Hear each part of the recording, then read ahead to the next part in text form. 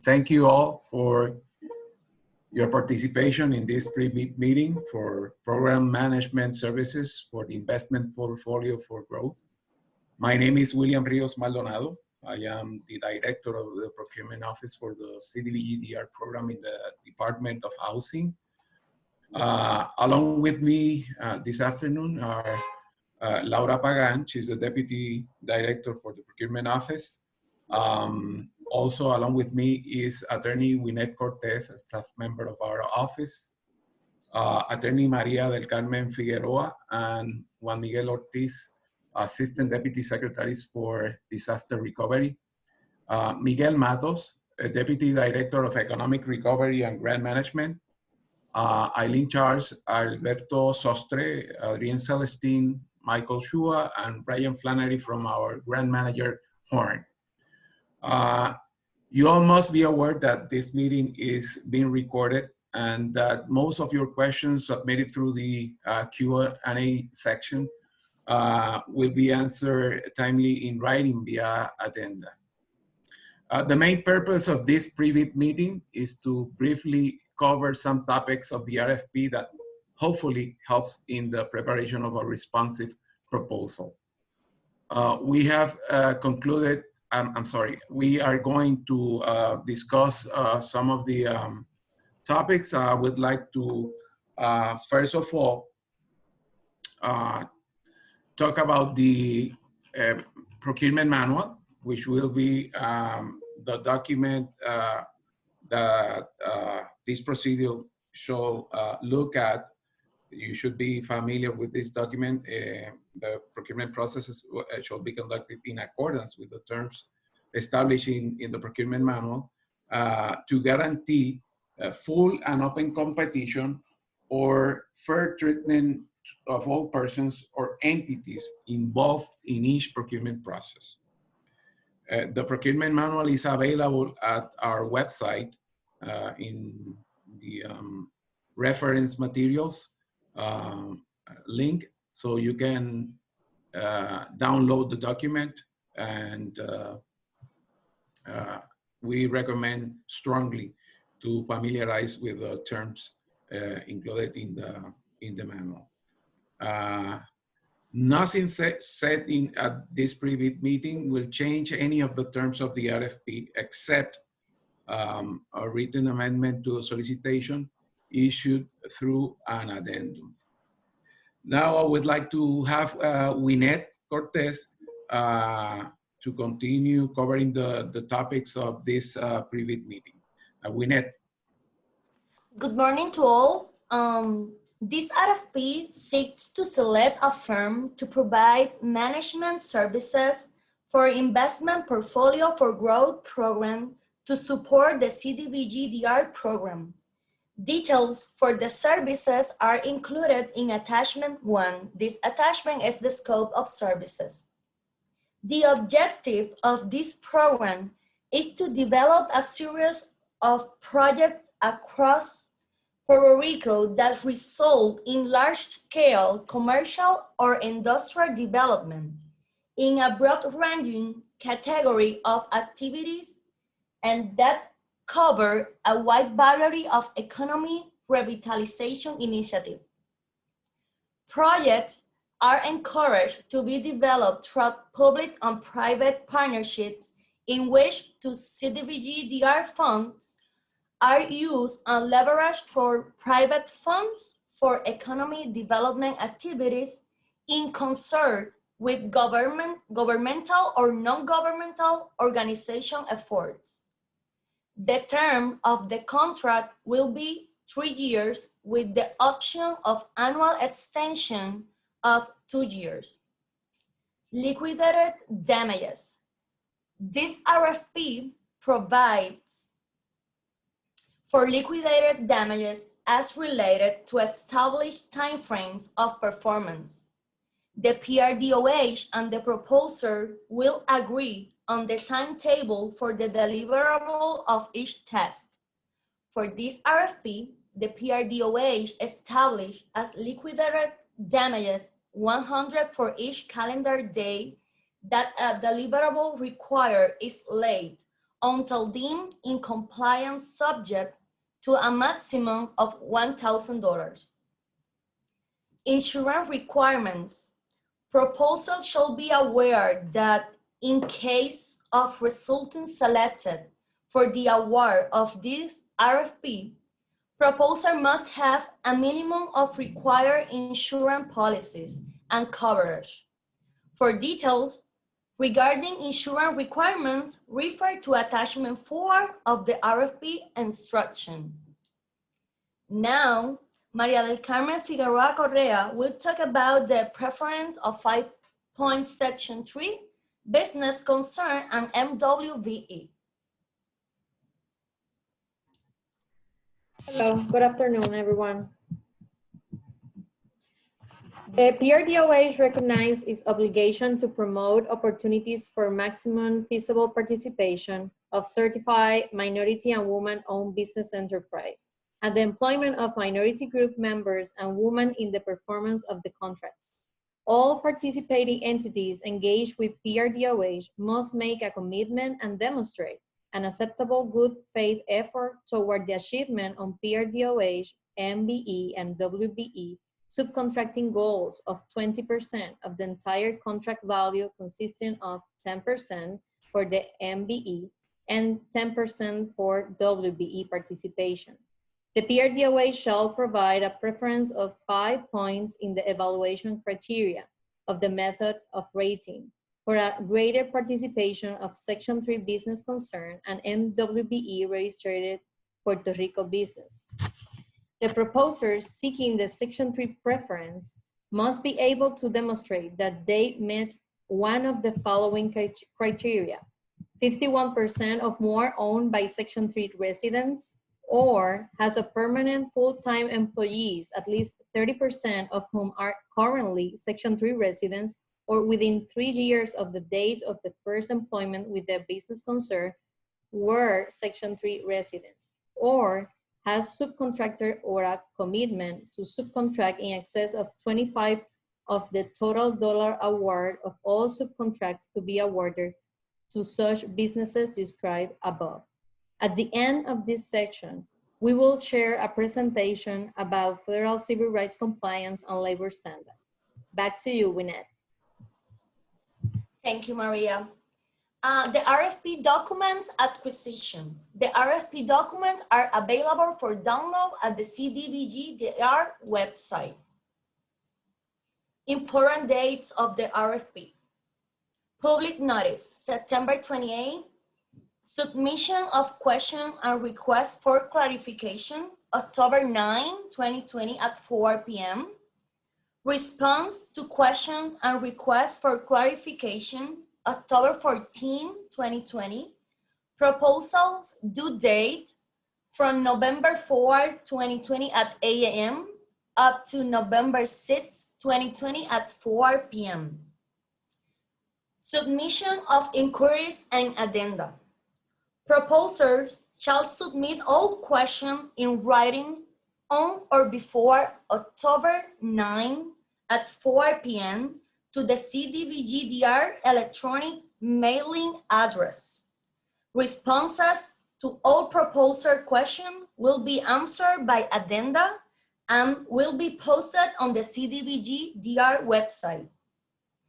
All procurement documents pertaining to the procurement process, including addenda issued by the PRDOH, are and will be available for download on CDBG-DR website. All prospective proposers must monitor the website to retrieve addenda if any issue for this procurement process. Proposer electronic submission. Responses to the RFP will only be accepted by electronic means. Proposers are advised that the PRDOH will neither require nor accept physical proposal submission. If proposals are submitted in both electronic and in paper formats, the PRDOH will only consider the electronic format for evaluation. The proposer will receive access to submit the electronic proposals after registration process is completed the CDBG-DR website.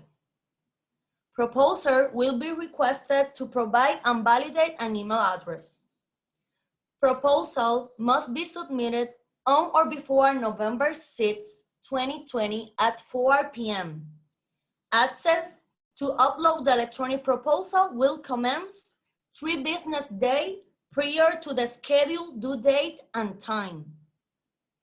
Prior electronic proposal submission of the CDBG-DR website, proposer must take into consideration the following. Check your internet connection before starting to upload the electronic proposal documents. As the due date time draws near, heavy traffic on the web server may cause delays. Plan ahead and leave ample time to prepare and submit your proposal. Proposal bear the risk of website inaccessibility due to the heavy usage in the final hours before the RFP closing time. The website will not allow registration past the scheduled due time. If the proposer starts the registration process close to the scheduled due time and the proposal submission deadline close, the system will not allow to complete the registration. Therefore, the proposer will not be able to upload the proposal documents. If the proposer starts the proposal upload close to the schedule due time and the proposal submission deadline close, the system will not allow to complete the proposal document upload. Therefore, the proposal will not be considered. The proposer must submit the mandatory requirements, qualification, work approach, and the cost proposal requirements in the Identify section at the website. The document must be submitted in PDF format. Multiple PDF may be merged into one single document. The proposer is solely responsible for on-time submission of their electronic proposal. The PRDOH will only consider electronic proposals that have been transmitted successfully within the RFP requested format. During document upload process, the proposer will be able to click on the document and have a preview of the uploaded document. Incomplete electronic proposals with errors or viruses or corrupted files are found after the upload will not be accepted. During submission period, proposer experiencing any technical difficulty may contact the PRDOH at CDBG-DR procurement at vivienda.pr.gov. If CDBG-DR website fails during the submission period on or before the scheduled time deadline, the PRDOH will provide instruction via addendum to the proposer. Once the electronic proposal is submitted, the proposal is logged in the system until PRDOH completes its evaluation. Therefore, the proposer must assure that all documentation required by the RFP has been correctly uploaded at the submission due date. The proposer must be aware that modification to the electronic proposals will not be allowed once the submission is complete. Now, William Rios Maldonado will talk about the evaluation criteria. Thank you, Winnet. Yes, this RFP includes the following evaluation criteria. Mandatory requirements will be scored as either pass or fail. Failure to comply with all the mandatory requirements of this RFP will result in the disqualification of the proposal. That means that your qualifications, work approach, and cost proposals will not be considered. Mandatory requirements include, among others, financial requirements, like audited, reviewed, or compiled financial statements for the most recent 2 years issued by a certified public accountant and prepared in accordance with the U.S. generally accepted accounting principles.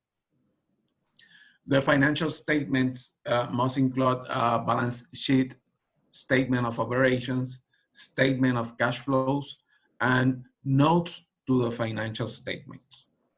Copy of income tax returns for the same 2 years.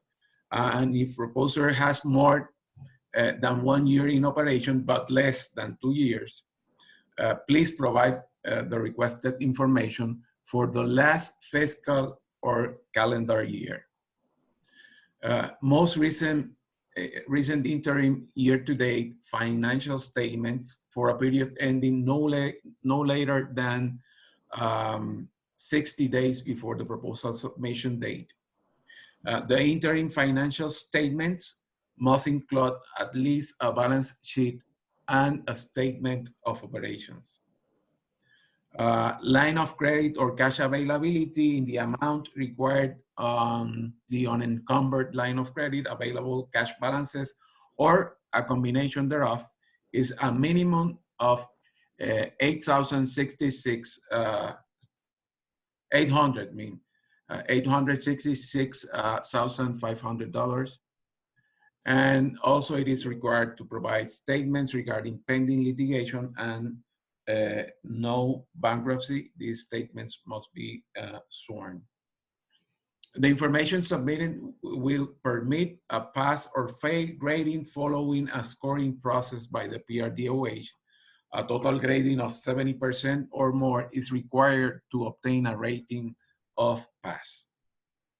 All notarial documents executed outside of Puerto Rico shall be authenticated and subsequently needs to have an apostille or certification from the Secretary of State, the county clerk, or the corresponding authority of the state government.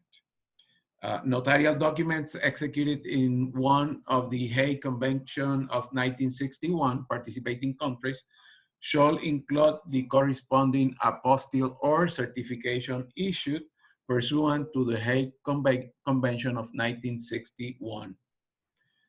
Notarial documents executed in countries which are not signatories to the Hague Convention must be authenticated by the corresponding authority of the United States. Now, on qualifications requirements, we'll have a total maximum score of 72 points. Qualification requirements includes, among others, comparable projects. The proposer must provide a list of 3 contracts within the past 10 years in which the proposer's program manager or the deputy program manager and or team member first-tier subcontractors has provided similar services to the scope of services herein required under contracts with grantees of federal grants. Projects submitted must demonstrate similar program management services for programs that combined had a minimum allocation amount of $50 million. Please be careful on identifying comparable projects, and please provide the list and description as clear as possible, so the evaluation can proceed accordingly with the instructions. Key staff related to the engagement as identified in the RFP instruction and the scope of services. References, each proposal should provide at least 3 past or current client references for this type of services. Proposers will provide for each reference the client name, contact person, phone, email address, and description of services provided in Exhibit L. The PRDOH will send via email to each reference provided a performance rating questionnaire to the contact person identified in Exhibit L. the PRDOH will require a response to the questionnaire within 5 business days from the date sent. The PRDOH reserves the right to extend this period as may deem appropriate. The PRDOH will not be responsible of references that are not received during the established period, and we encourage you to make contact with your references so they can be, you know, aware that the possible contact from us may be received, so they can address the questionnaire and answer the questionnaire.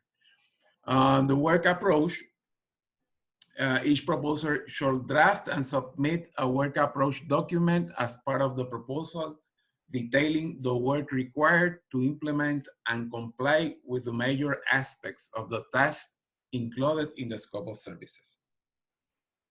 And finally, in your proposal, if we reach the range for qualifications, we will go to evaluate the cost proposal that will be submitted by proposers using Exhibit O.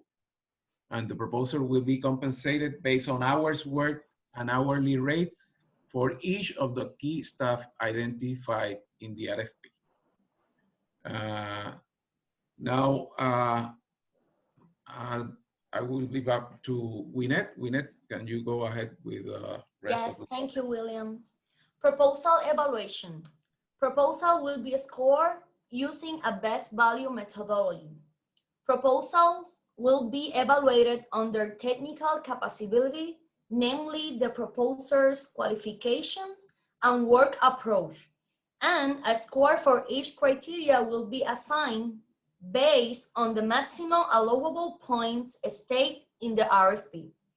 To be considered qualified proposers, proposers need to obtain a total grading of 70% or more, equivalent to a score greater than or equal to 120.4 points in the evaluation of their qualification and work approach.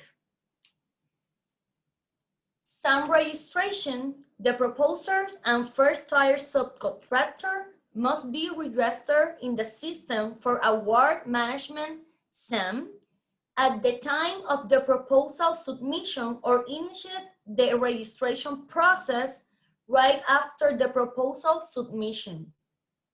For more information about the system for award management, go to www.sam.gov/SAM. There is no registration fee to create or renew, update your organization information on SAM. Awards will only be issued to entities which are clear and not ineligible for award of a contract due to the suspension, debarment, or HUD imposed limited denial of participation. Now, the programmatic area, Juan Miguel Ortiz Vasquez, has a presentation about this RFP.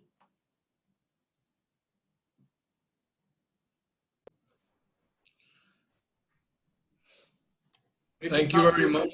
Sorry, would it be possible someone could share the screen? Because it's disabled for screen sharing. Please help Alberto with the screen sharing. Oh, okay, I got the access now. Perfect. Well, that happens. I want to say hi to everyone. My name is Juan Miguel Ortiz. I'm Assistant Deputy to the Director of the CBDG Funds. I'm the POC for this program, Investment Portfolio for Growth. We're going to talk a little bit about the program. We understand you already have information about how to solve the RFP process, but it's very important for you guys to understand what the program is about. We are just gonna a high level overview about the program. With me, I have Alberto Sostre, Ryan Flannery, Adrian Celestine, and Michael Chua, and Mr. Miguel Matos, which is the Director of Economic Development for Vivienda. And the ones I mentioned before are my teammates from Horn. And they're gonna help me in the presentation. We're gonna give a program overview. We're gonna talk a little bit about underwriting and awards, the partial loan forgiveness, that's a very important part of the program, the application process, and program management services. That's probably what you're more interested in hearing. Let's go ahead, Alberto, next slide. So as everyone knows, Puerto Rico was hit by Irma and Maria and the hurricanes, and we already had some economic challenges, and with Irma and Maria, it got worse. So part of this program is to bring up the economy in Puerto Rico. We have a lot of programs in the economic development, but they're usually directed to specific needs. And we could say even with small benefits to people. This program is kind of a big scale program, okay? What we're trying to do is do large scale redevelopment projects that will transform the island. This will take some time, we know that, and this is a long process, but it's a great way to leverage some projects that we really need in the island. You know, we got some small grants and all that kind of stuff. Here we have big projects that are the dynamic and the economic grounds on Puerto Rico. It could be used for commercial development. It could be used for mixed use and infrastructure development in general. Next slide, please, Alberto. So this is very simple. This is the program allocation. This is basically how much money we have in the program. So it's $800 million, okay?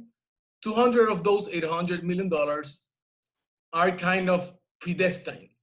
We already, in the action plan, we already have some areas that we as Vivienda, in the discussions that we started, we want to put the money there because we feel it's very important for us to develop economically. So 200 million are destined to probably health services, okay, to some slum and blight projects.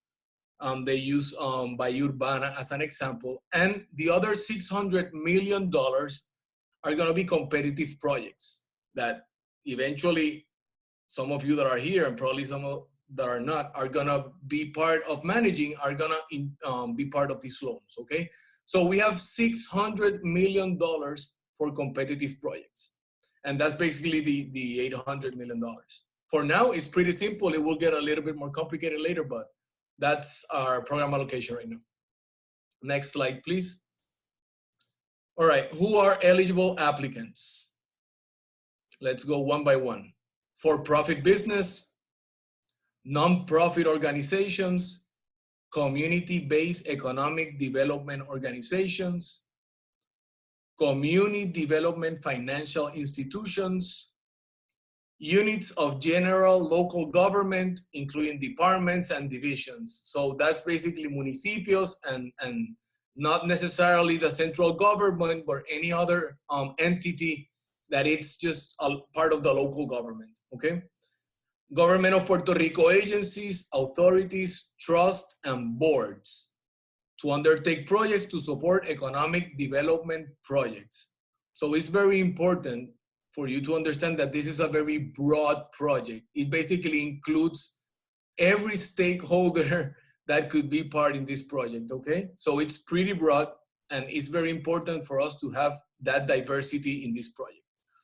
And as I said before, this is for leverage for this project. These funds are leverage for these projects in opportunity zones in the island, okay? So that's very important. Next slide. Award terms. Let's talk a little bit of what the awards need to have. Projects must result in an essential service, okay? That's very important. They have to be an essential service. If they are not, then they must create one full-time equivalent job for every 50,000 of CBDGR funding. That's pretty clear, okay? So if it's not essential, there has to be one job per $50,000 that we're gonna loan to you, okay? Award amounts range from $500,000 to $50 million. Loans will not exceed 30% of the total cost of the project, and that includes hard, soft costs, and insurance, okay? Interest rates will not exceed 2%. There's no prepayment penalty. And a portion of the loan may be forgivable based upon adherence to agreed upon terms and conditions. And this is probably one of the most interesting parts of the program, because yes, you will get a loan, but if you get through some milestones and some things that we expect you to do, you will get some forgiveness in part of that loan. And right now, Alberto is going to explain that for you. Thank you, Juan Miguel. So as Juan Miguel mentioned, a vital portion of this program is based off this partial loan forgiveness to incentivize the applicant entities to either create more jobs than they're required to based on the certain amount, local participation and excess minimum. So I'm going to break it down from the beginning. So the overall project has to meet specific program goals, and they'll be eligible, the applicant entities, to receive 50% of their loan forgiven upon satisfactory payments of the required portion of the loan. The forgivable portion will be repayable unless the awarded business is placed in default or does not meet the loan forgiveness requirements. And partial loan forgiveness is calculated based on the following criteria. So the first criteria is benefits to low LMI, low moderate income persons. So the project successfully meets HUD's national objective of benefiting low to moderate income persons, either by LMI area benefit, job creation, or LMI limited clientele. So if they meet one of these LMI objectives, 20% of the awarded amount would be forgiven. The next would be 10% of local funding participation. So overall, there must be 10% local funding, like ownership funding, that needs to be met. But if anything exceeds that, the way it's broken down, that remaining 90% is broken up into 22.5% in local funding participation over a minimum of that 10% required. So there's a range that between 10 and 32.5, 5% of the loan will be forgiven. The next stage, 32.5 to 55%, we receive 10%. And then from 55 to 77.5, you receive 15% forgiveness. And then the final stage, 77.5 to 100% will be 20% forgiven. So it's done as a total of 20% of the award, but done in 5% increments. And the final criteria is excess of minimum job creation. So for every $50,000 of CDBG funding, one full-time equivalent job must be created. So based on the specific loan amount that applicant entities receives, you'll take that amount divided by the 50,000. That sets the base of what they need to meet regarding job creation. If they exceed that base number, then for every job that's created, full-time equivalent, they receive $25,000. There's a possibility that the total amount can exceed that 50%. However, they will only be given 50%. So if they receive the $500,000 loan, they could get up to 50% of that forgiven, which would be $250,000. If all these requirements exceed that, they'll get the $250,000. They won't exceed more. But this is just to incentivize greater job creation, meet the LMI objectives.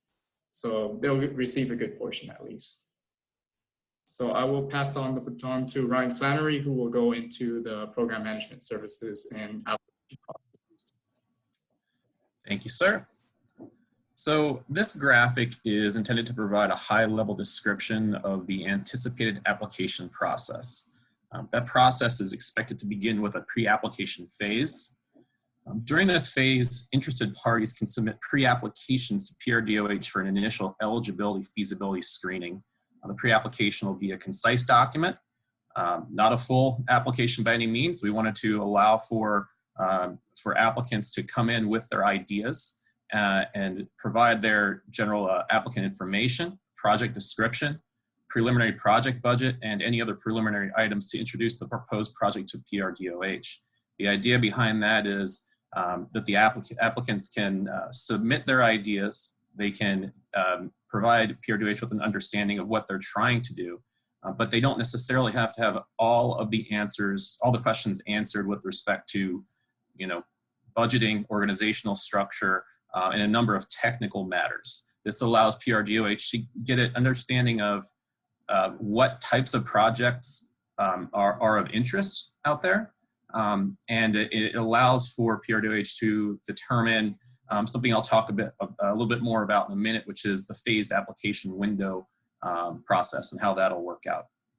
It's expected that this pre-application phase will last approximately 3 months. And it will allow time also, which is particularly important to the program manager that will ultimately be selected. It will allow some time for the program manager to provide technical assistance and additional outreach before the full application.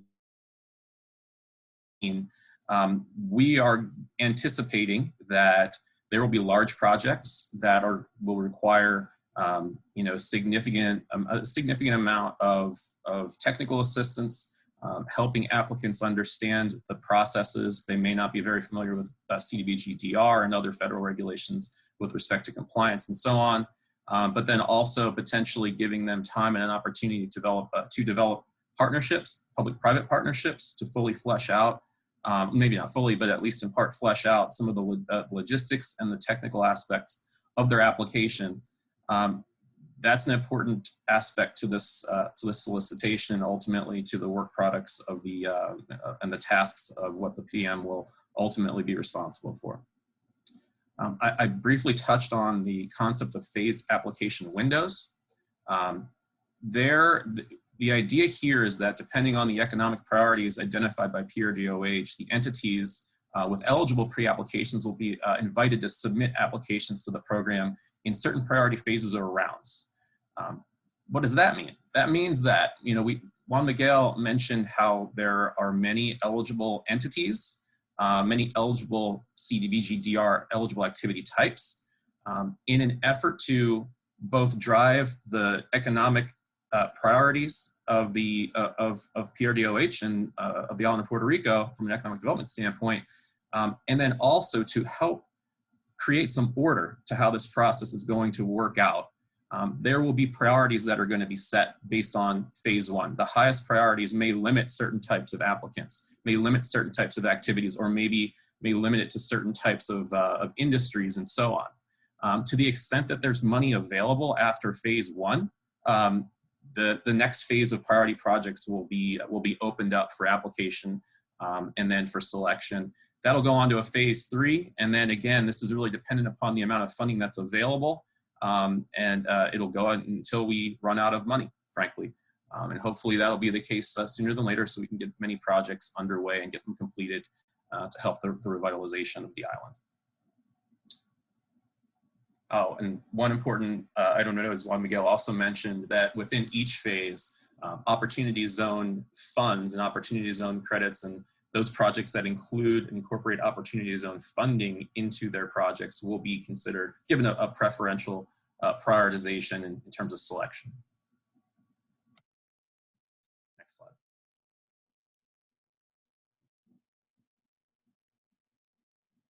Okay, so now we're shifting gears a bit to, again, as Juan Miguel mentioned, what we think you all are particularly interested in, which is the program management services. What does it mean? What are the PMs or the PM responsible for with respect to this project?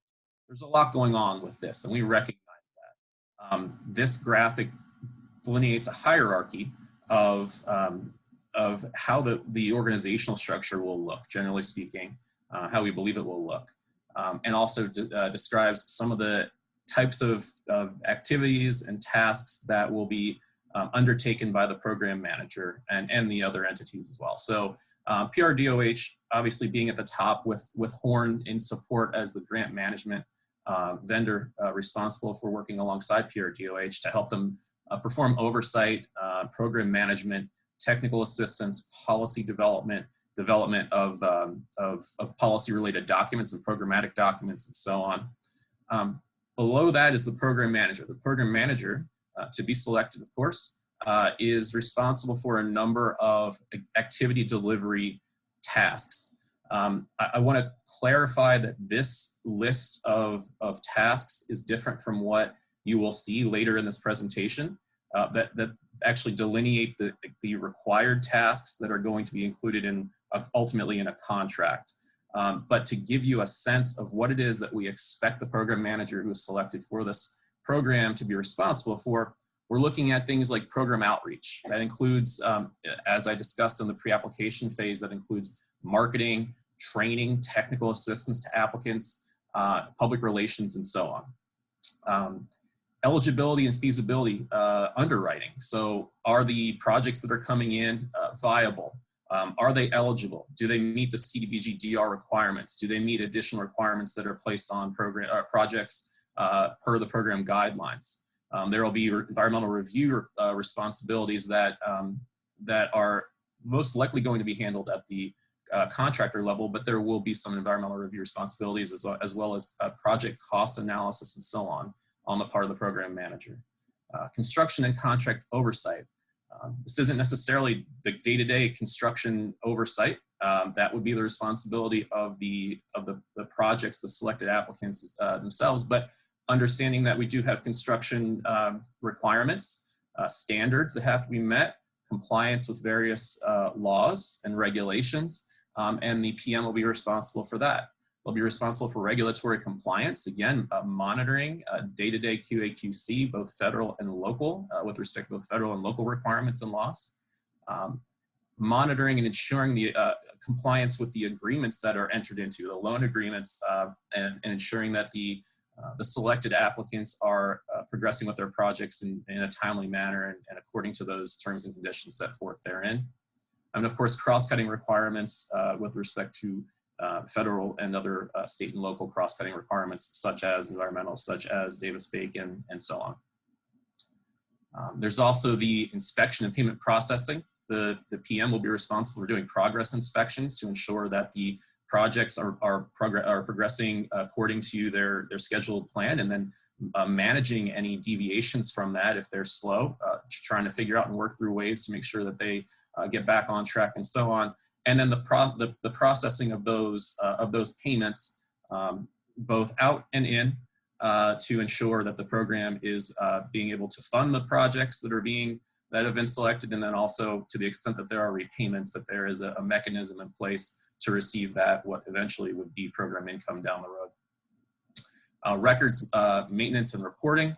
This is your record keeping requirements. We know that with CDBG DR activities, if it's not documented, it didn't happen. And so we have to make sure we have really strong documents, record keeping, and files that are there to support the good work that this program is going to do. And then ultimately project closeout, which includes the reconciliation of project accounting, making sure that all funds are accounted for, final documentation, legal agreements that formalize that closeout of the project, and then any longer term monitoring and file development and a final audit file that will be in place to support future reviews by federal, by both HUD, HUD-OIG, and other stakeholders that are responsible for oversight. And of course, the portfolio for growth projects are going to be managed and undertaken by the selected applicants. They're going to be responsible for the day-to-day. They're going to be the ones that are responsible for ensuring compliance and ensuring that their projects get done. We envision them to typically be economic development projects, and if they're infrastructure, they are likely to be in support of a economic development activity. And so that is the general overview of the program roles and responsibilities. Just some housekeeping on roles and responsibilities. The selected proposers will be directly responsible for ensuring the accuracy, timeliness, and completion of all tasks that are assigned under the contemplated contract by their key staff and all the other staff and proposers as deemed necessary to carry out the tasks contained therein. So this is likely going to be language that will be included in a contract eventually. Proposers will be available to begin. They must be available to begin work within 2 weeks of the contract execution date. They will secure at their own expense all personnel required to perform the services under the contract. It will be an all-in bid, an all-in proposal that's all-inclusive and covers all costs that are expected to be incurred.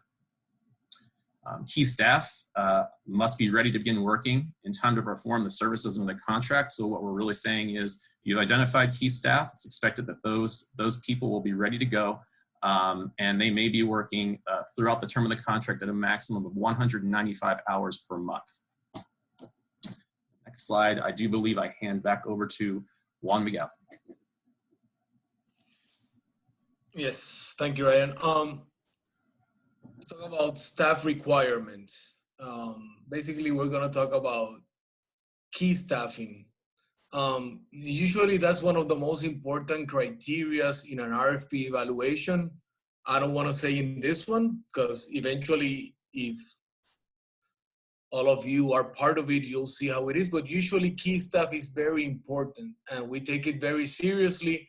And basically, it's the difference between a program doing great or a program just failing. So it's very important for us to have a very competent and good key staff. I'm just gonna mention these 3 points about staff requirements. Basically, they talk about what I just mentioned. The proposer shall provide competent and fully qualified staff that are authorized and permitted under federal, state, local law to perform scope of services under the contemplated contract. So they need to have some expertise, and that's part of what we are gonna request from that key staff. That the PRDOH reserves the right to request the removal of any staff not performing to standard. Any additional key staff will require a written authorization from PRDOH before the new staff members can commence work. What does that mean?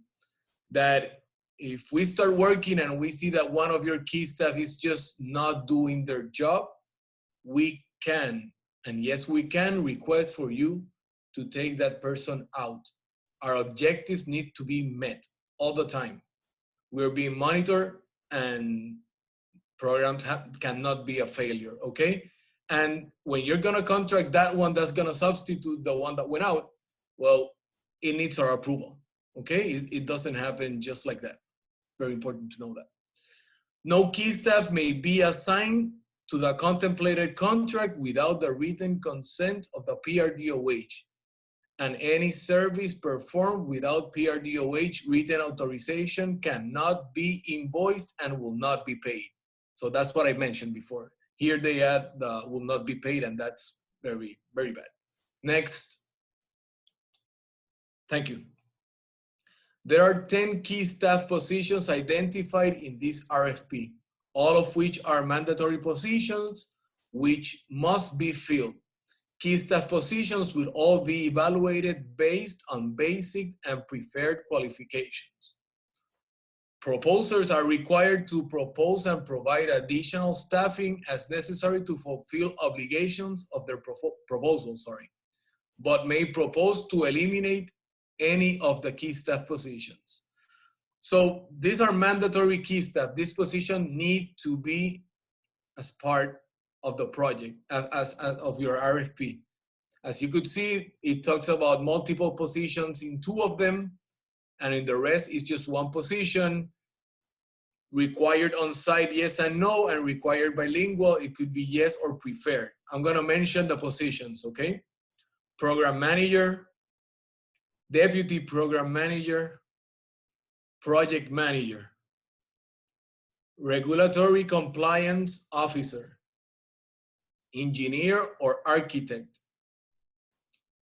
outreach and public relations coordinator, finance manager, loan underwriter, legal counsel, environmental professional. I'm gonna leave this slide just sink in for several seconds. I know probably you're taking notes. I just want to tell you that not necessarily all of these positions start at the same time, probably yes, probably not. But just to let you know that these are the key staff for now, okay? So you could check out the 10 positions. All right, so Alberto, next. Staff experience and qualifications. The proposers must demonstrate that it has personnel capable of handling the services required. That means what I said, they need to have the expertise, they need to have a good resume, they should have done this before, or what they are contracted to do, okay? For the key staff to be assigned, the proposer must provide detailed information about their experience, degrees, years of experience, licenses, certifications, and resumes or professional information specifying year of graduation, start and end dates of different jobs, position, and projects. So what you saw on the slide before, you see that there's some stuff about English and there's an engineer. Well, when you do the RFP, we're gonna ask a lot of information about those key staff. We require license and we're gonna require a lot of paperwork to validate what is on that resume, okay? It's very important. Proposer shall identify resources who will serve as key staff, identifying their own staff and staff from other subcontractors to be used. Next slide, please. I think that's, yeah, that's, now I think it's gonna be Alberto or Adrian, I'm not even sure. Adrian. Adrian, I'm sorry, Adrian. Yes. Go ahead. No worries. Thank you, Wami. So in addition to the key staff that's identified in the proposal will also need to submit an organizational and staffing plan that lists all of the staff that the proposal believes will be required to carry out the activities that are being presented. The staffing plan and the organizational chart should detail the identity of each staff member and whether or not that staff member is for a subcontractor or for the proposer itself. The staffing plan should include the required number of personnel for each position, the roles and responsibilities that each of those individuals will carry out, the name of the resource, so that could be the proposer themselves or a subcontractor, along with their resumes and the planned scope of work. We would also like to see the on-site availability of each of those positions, whether they will be working remotely or on-site. And this would apply to the non-key staff, because the key staff, it's very specific about whether or not they should be on-site. For the non-key staff that are being proposed, we would like to know that whether or not they'll be working remotely or on-site. And then again, the percentage of each position's respective workload.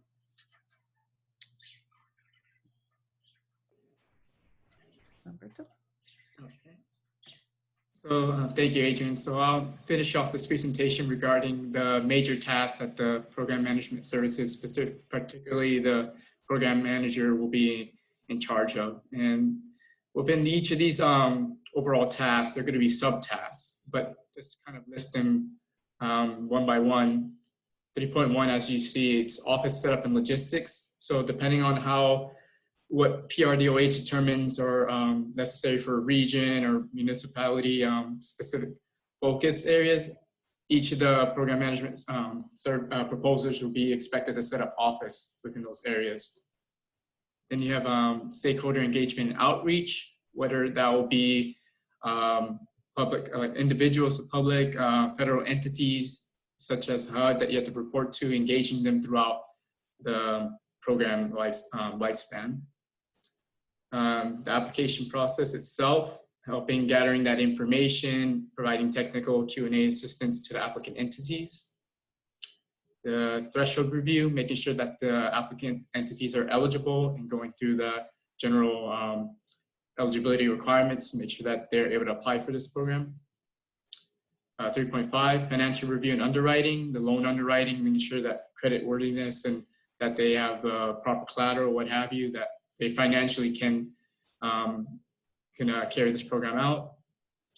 3.6, the technical review, going over environmentals and various other particulars within that.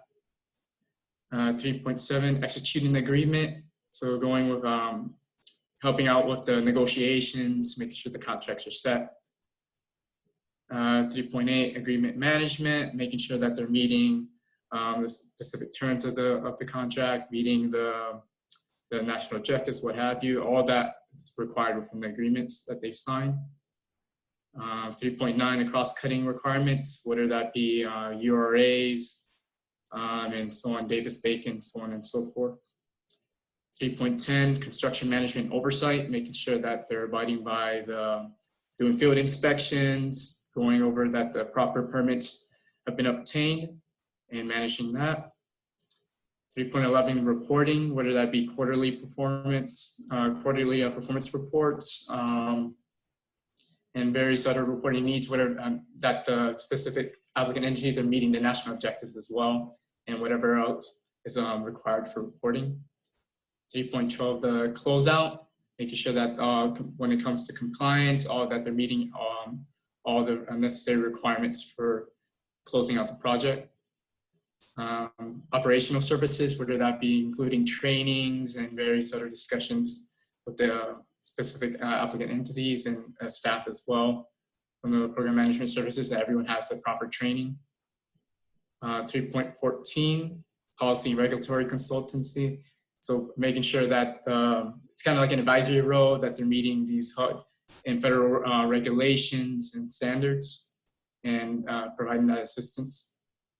3.15, document control and management, making sure that all documentation, as Ryan Flannery had mentioned earlier, if it's not pretty much set in paper and recorded, it's like it never happened. So make sure that there's a document repository, everything's is set and sealed, and when it's there's an opportunity for audit, that there's proof that this particular task or deliverable as it's existing. And finally, accounting and reporting, and making sure that all necessary and reports for auditing purposes and what have you are set for this particular program. So that pretty much encompasses the program management services as a whole.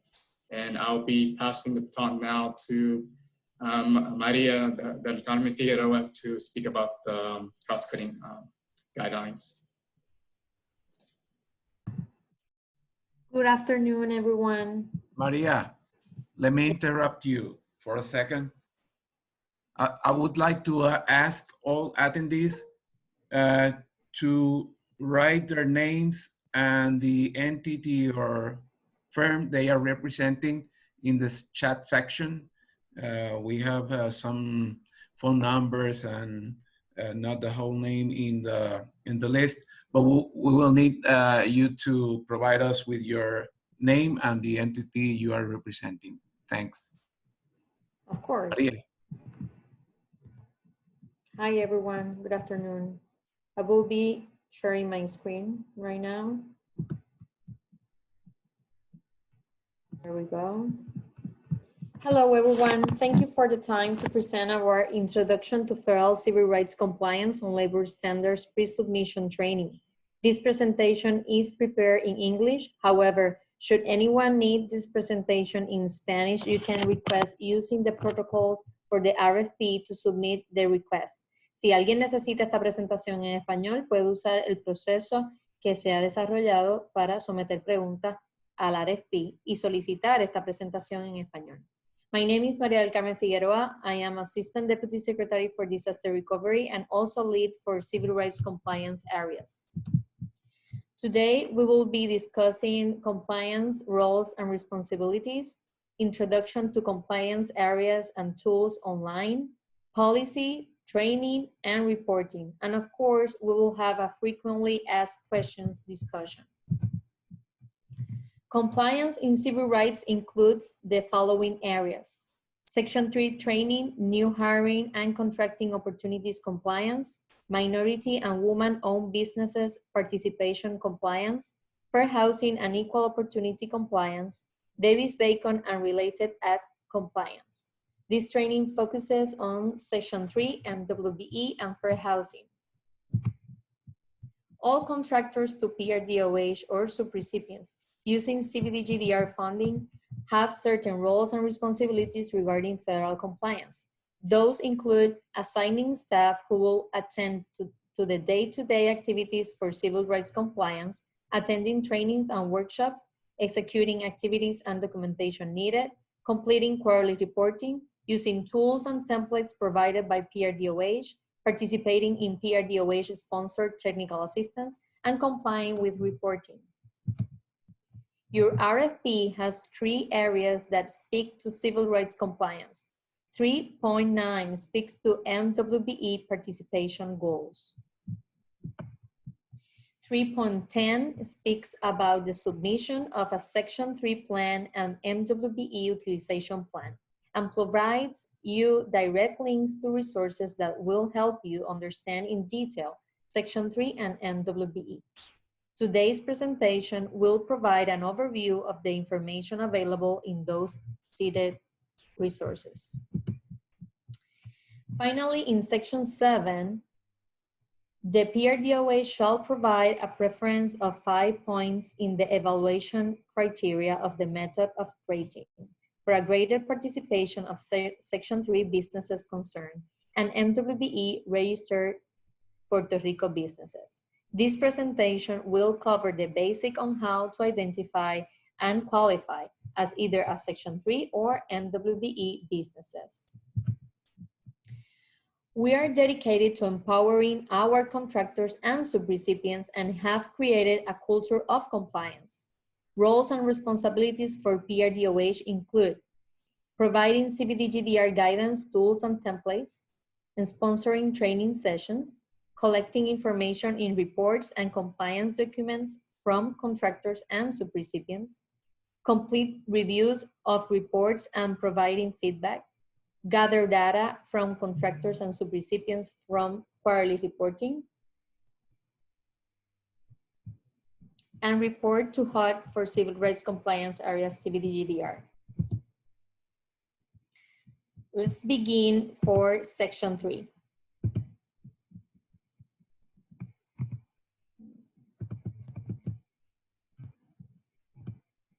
Section 3 is a federal requirement from the Housing and Urban Development Act of 1968. It states to provide to the greatest extent feasible job training, employment, contracting, and other economic opportunities generated by certain HUD financial assistance shall be directed to low and very low income persons and businesses. Section 3 policy guide has been published in our website and it is available in English and Spanish. You are encouraged to click on the links and access the resources. Section 3 goals, 30% of the aggregated number of new hires annually are Section 3 residents. A Section 3 resident must meet the qualifications for the position to be filled. 10% of the total dollar amount of the Section 3 covered contracts for building trades work for maintenance, repair, modernization, or development of public housing or for building trades work arising in connection with housing rehabilitation, housing construction, and other public construction. A Section 3 business concern should have the ability and capacity to perform the scope of work. And 3% of the total dollar amount of all other Section 3 non-construction covered contracts.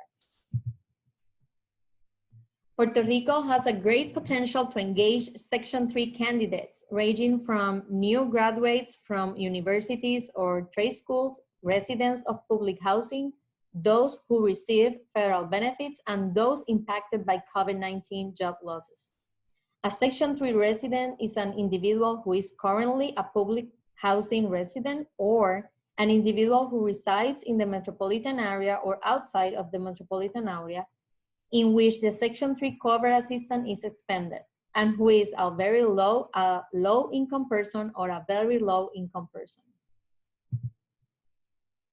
Individuals who meet the 2019 or 2020 income limits for Puerto Rico as an individual or for their family income can qualify as a Section 3 resident. A Section 3 business concern are 51% or more owned by Section 3 residents, or 30% or more of the business Permanent full-time employees are currently Section 3 residents or within 3 years of the date of the first employment with the business concerned were Section 3 residents, or the business can provide evidence of a commitment to subcontract in excess of 25% of the dollar awarded of all subcontracts to Section 3 businesses. PRDOH has created various forms for maintaining compliance with Section 3, such as Section 3 Contractor Plan and Section 3 Recipient Plan. This document template allows contractors or recipients to identify how they plan on being in compliance with Section 3 hiring, training, and contracting goals. Section 3 self-certification forms. These document templates help individuals and businesses identify if they met the requirements to be considered a Section 3 individual or businesses. These documents are available as templates for contractors and subrecipients. Let's take a closer look at the Section 3 plan. Identify new hiring needs. Identify subcontracting needs. Plan outreach efforts. Prepare coordinators for the day-to-day activities. Provides guidance on types of activities to be performed. Define a complaint procedure. Understand documenting efforts requirements and understand reporting requirements. Click on the box to take you to the website for the Section 3 plan template. Section 3 self-certification forms. We encourage businesses and individuals to complete PRDOH self-certification forms to uncover if they met the income threshold for a Section 3 resident or a Section 3 businesses. HUD Business Registry. Once you complete your self-certification, we encourage qualifying businesses to also register with HUD as a Section 3 business. We have the link there.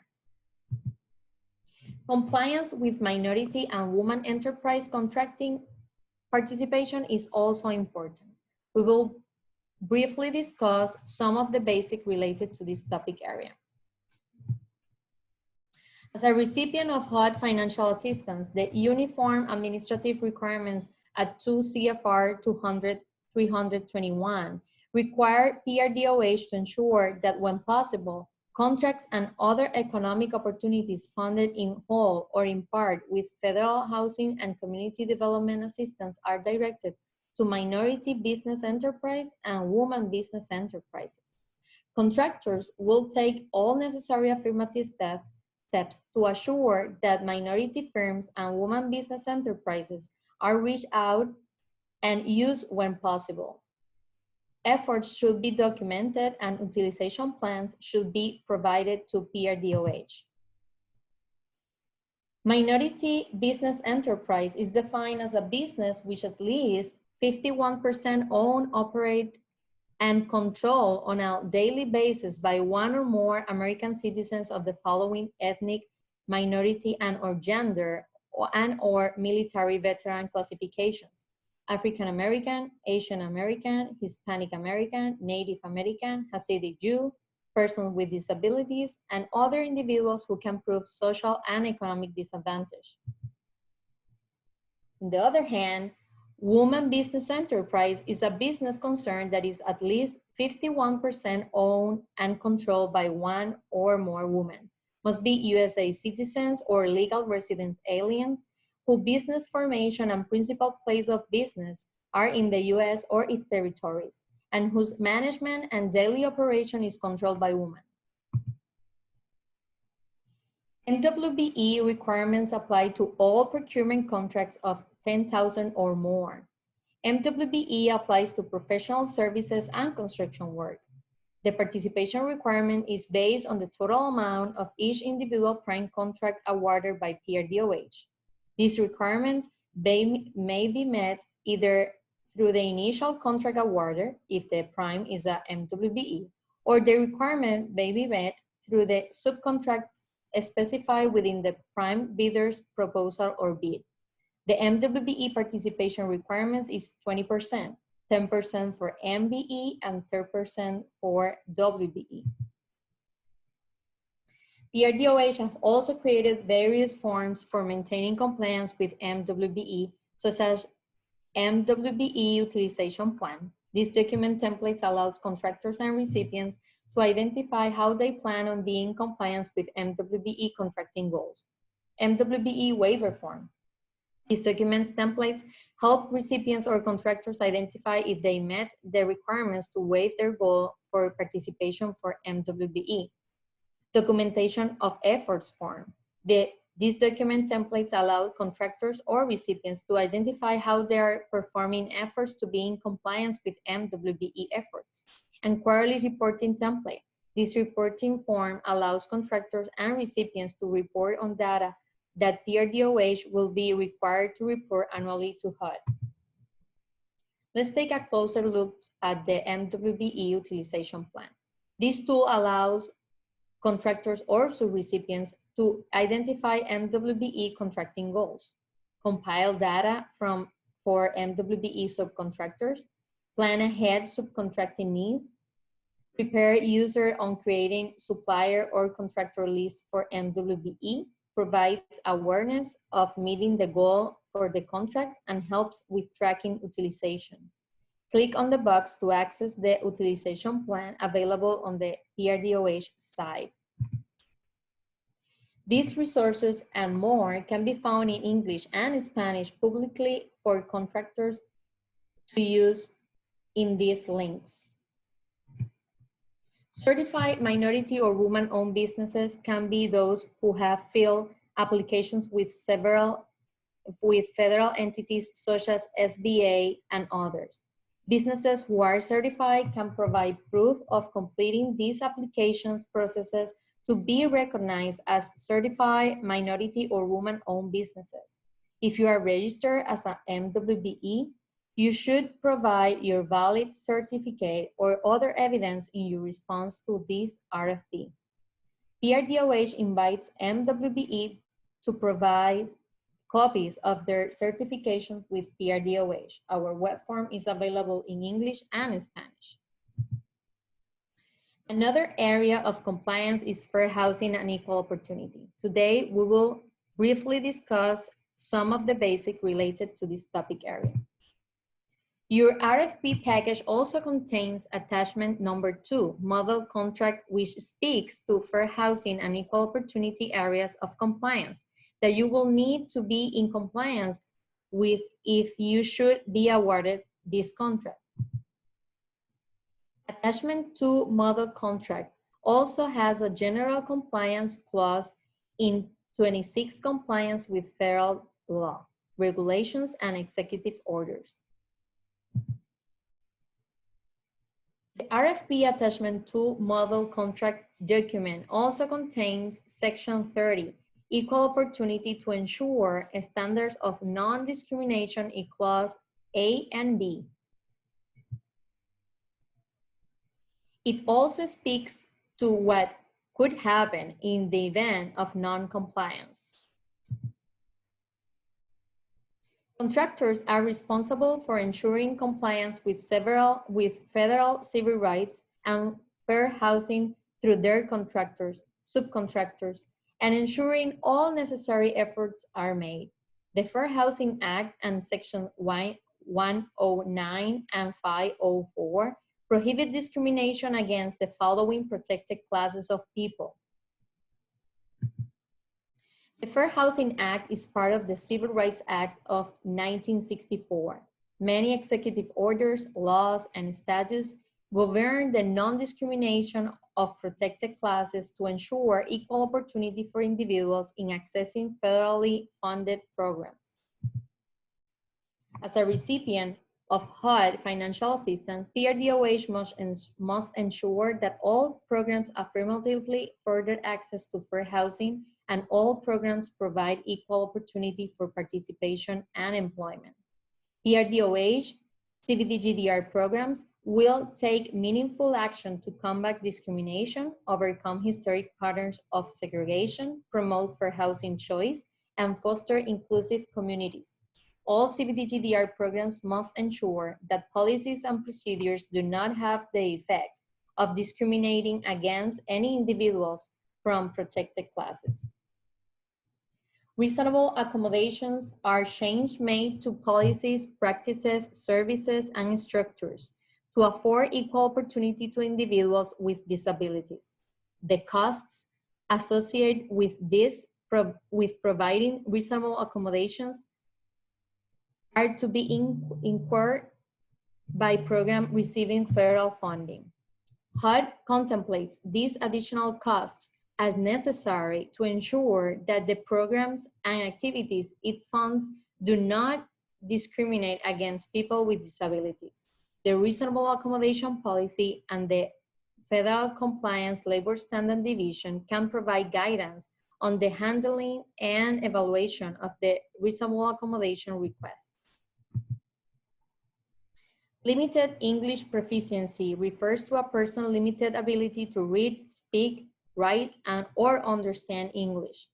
Due to Puerto Rico high Spanish-speaking population, all entities using CBDGDR funding must seek to ensure both that a person's limited ability to read, write, speak, or understand English or Spanish will not place them at a disadvantage in the participation of programs.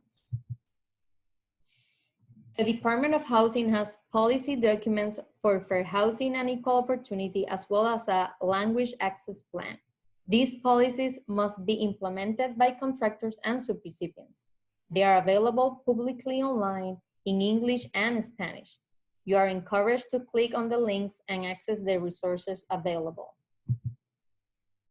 We will not be covering Davis-Bacon today since it's applied to construction-related contracts to over $2,000 and for projects with more than 8 units. Let's jump over to documenting efforts and reporting. PRDOH has established reporting requirements and has made training available for contractors. Once awarded a contract, you will be able to participate in training sessions for your staff to be in compliance with these requirements. We have developed training curriculums which provide step-by-step approach to learn, understand, and implement requirements for each program area. We will send invitations for training sessions both via Microsoft Teams and eventually in person when permissible and appropriate. Once contractors are awarded and we are notified of the need of training. Our department provides tools to help make reporting practical. The documentation of efforts template has demystified the process of documenting efforts. This form uses drop-down menus and highlight efforts described in the PRDOH policy documents. This approach allows the coordinators to focus on doing the activities rather than trying to think of their own system for documenting efforts. This document is available in English and in Spanish.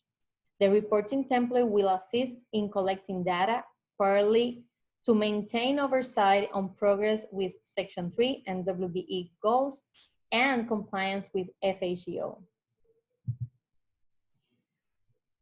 Reporting form.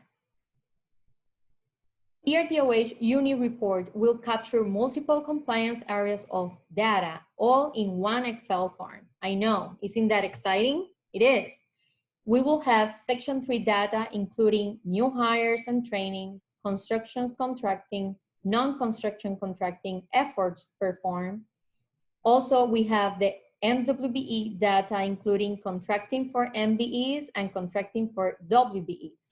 We will have the FHEO data as well, and when applicable, we will have the Davis-Bacon unfound workers data. Awarded contractors will be responsible for reporting 4 times a year to ensure they are performing efforts related to Section 3 and MWBE. Our trainings will provide vital information to ensure contractors will be able to comply. The quarterly reporting template is also available on the PRDOH website. Let's briefly discuss some common frequently asked questions. Can a business be both Section 3 and MWBE? Yes, a business subcontractor can be both because those compliance areas are separate. Section 3 identify level of incomes to establish the status, and MWBE uses race and gender information to qualify businesses. If I'm not planning on subcontracting, do I still need to complete documents? Yes, you should still submit your MWBE utilization plan, the Section 3 plan, the documentation of efforts template, and the quarterly reports. If Section 3 doesn't apply to my project, do I still have to complete the quarterly report? Yes, you will have to complete the MWBE report and the FHEO report areas. If I am either an MBE or WBE, do I fulfill the total goals? You may have safe harbor for one of the goals for MWBE participation of 10%, but you still have an additional 10% goal to show good faith efforts for any subcontracting or purchasing you perform with the CBDG-DR funding. What happens if I don't fulfill the goals before the end of my contract? All awarded contractors should perform and document efforts.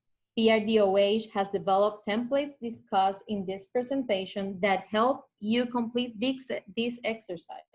You can submit a waiver before the end of your contract for approval.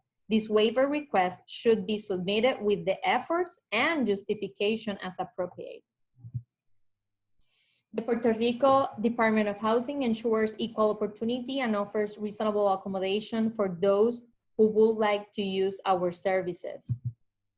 Thank you for attending today's training. We hope you found the material helpful. Please remember to direct all your questions through the established protocols of this procurement. William and Laura and the PRDOH procurement team, thank you for the opportunity to present this material today. I will stop sharing the presentation so you can continue with the session. Thank you, Maria, and thank you to all the programmatic staff, Juan Miguel Ortiz and people from Horn. Thank you very much for your presentation and sharing all this information that we hope helps all of you in preparing a responsive proposal. We have finished our meeting and presentations for the program management services for the investment portfolio for growth. And again, thank you for all of you for your participation. And I remind you that questions arising of this meeting will be answered through addenda. And we hope that you stay safe in these extraordinary times, and our desire to be well and have a nice afternoon. Thank you all. See you then. Thank you. Good afternoon. Thank you. Good afternoon. Thank you. Bye-bye. Good afternoon, everyone.